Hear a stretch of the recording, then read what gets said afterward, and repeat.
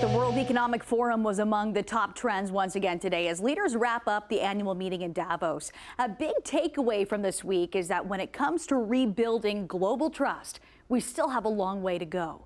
From full-blown wars in Ukraine and the Middle East to suspicions that corporate heads and tech whizzes are out to make a buck off displacing workers with artificial intelligence. Trust is clearly in short supply. Manisa Danabalan joins us with the latest. Manisa.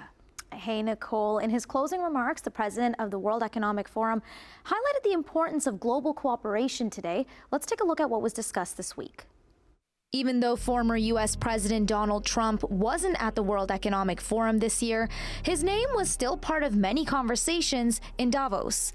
After he dominated the Iowa caucuses in a historic landslide earlier this week, some are concerned he could return to the White House for a second term. But I think we are talking too much about Donald Trump in Europe, and we should prepare ourselves for a possible second term for Donald Trump by fostering our European competitiveness. The use and regulation of artificial intelligence also topped the agenda this week. I think it is going to be transformative. I think it's going to change our world as much as the internet has, maybe even the printing press. We need to kind of see it in that context.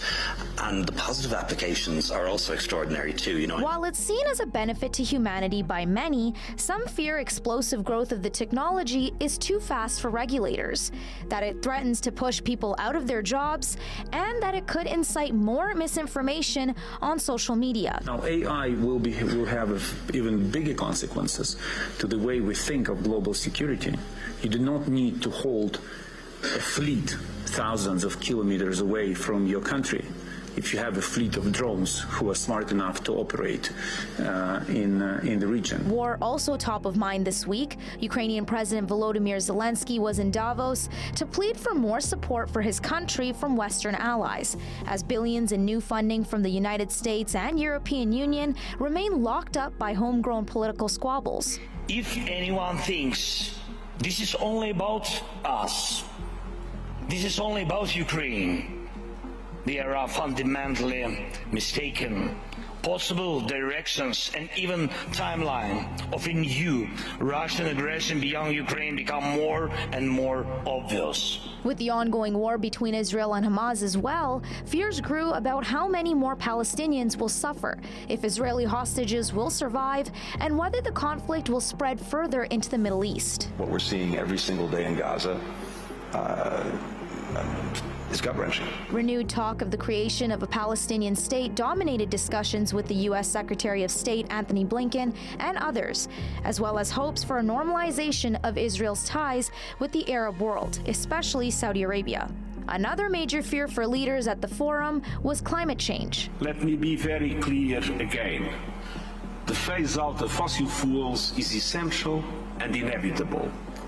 No amount of spin or scare tactics will change that. Let's hope it doesn't come too late. And now the question is, what to expect after Davos?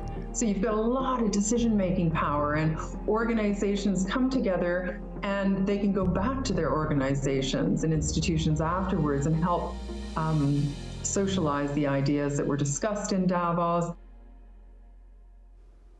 As you saw, many major political figures made appearances this week. Now we'll just have to wait and see how these discussions will reflect next steps in the future. Nicole?